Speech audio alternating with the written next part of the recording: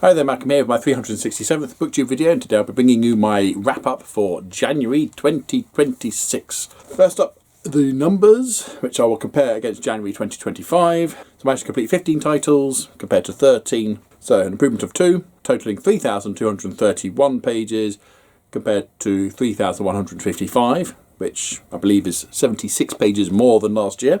And 19.38 hours on Audible compared to 30.68 hours, which is 11.3 hours less, which is quite a scary drop. I can give you further detail about the 15 that I have read. 6 of them are novels, 8 of them are graphic novels, and 1 was a short story collection. And I do try and make sure that my novels outweigh the graphic novels, but graphic novels are winning at the moment. 3 of them are standalone, compared to 12 being part of a series in some way. 3 were rereads, 1 was an Audible, and 1 I got from the library. And 2 I read aloud. So that's the numbers out of the way. With 15 titles to get through, that's quite a lot. I'll just wave them at the camera, give a very brief what I thought of it, and move on to the next one. I have done individual videos for all of the following books, so I'll leave a list of links to them all in the description box down below. Feel free to go and check out the ones that you want. So my first book of the year was Absolute Wonder Woman, The Last Amazon by Kelly Thompson. Basically, my wife read it, threw it at me saying, "You ought to read this, it's really good." I was open to that idea, so I did. And yeah, really good. Booktastic. A fantastic reimagining of Wonder Woman. After that, I then read, or I should say, finished listening to Dungeon Crawler Carl Book 3 of the Dungeon Anarchist's Cookbook by Matt Dinian. This was on Audible, with the production by Sound Booth Theatre.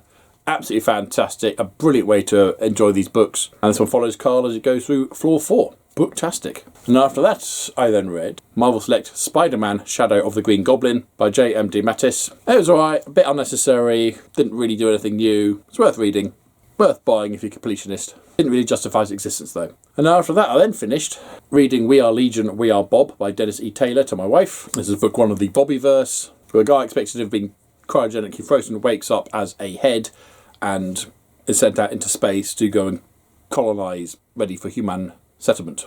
Absolutely fantastic. Really, really love this. Booktastic. And after that, I then read, or I should say finished reading Chasm City by Alison Reynolds.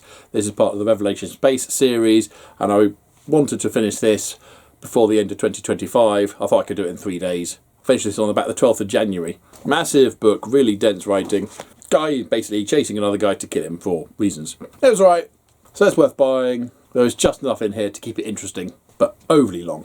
After that, I then read Marvel Select Marvel Zombies Resurrection by Philip Kennedy Johnson. It's a Marvel Stories adventure, lots of zombies, and this time Spider-Man is the hero trying to survive and bring his ragtag team through a zombie apocalypse to save the day. Really good, worth buying.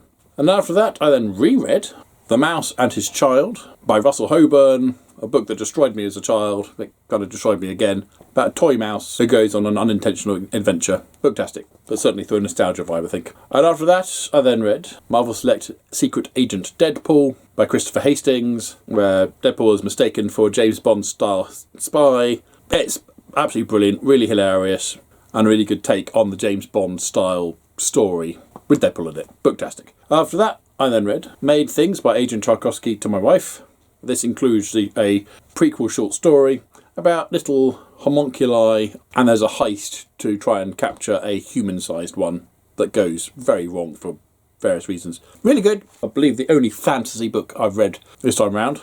And if you count the Wonder Woman, which is supposed to be more mythology, but worth buying. And after that, I then read Marvel Select Wonder Man, My Fair Superhero, which is a superhero take on My Fair Lady or Pygmalion, where Wonder Man tries to get Lady Killer to be a normal person of society. Very, very clever, very entertaining. Didn't know anything about Wonder Man, but still really enjoyed it. Booktastic. And after that, I then read Alien, Enemy of My Enemy by Mary Sangiovanni. Yeah, really exciting, thrilling book linked to the Alien franchise. A lot of what we've seen before, but told slightly differently with some interesting scenarios and interactions. Unfortunately, it does tie into the Prometheus a bit, but barely. Worth buying. After that, I then read Black Widow, I Am the Black Widow. Got this from the library. And this is also by Kelly Thompson, who did the Wonder Woman. I've never read it before and read 2 in January. Really enjoyed it. It's the second Black Widow book I've read, and this is a far better story featuring Black Widow. Based at the cult, trying to enforce superpowers on people, and it goes horribly wrong, and Black Widow and White Widow save the day. along with some friends. Booktastic. And after that, I then read The Simpsons, Treehouse of Horror, Dead Man's Jest, series of short stories loosely linked to various horror franchises. This one, for some reason, features various cameos by heavy metal band leaders, for a reason I didn't fully understand, but really enjoyed it, worth buying. And after that, I then read, finally finished reading the short story collection Star Destroyers by a whole bunch of people. I read 4 of them last year and then was falling behind, so I thought I'd read these in between everything else and then didn't. Finish it this time round, really glad I did.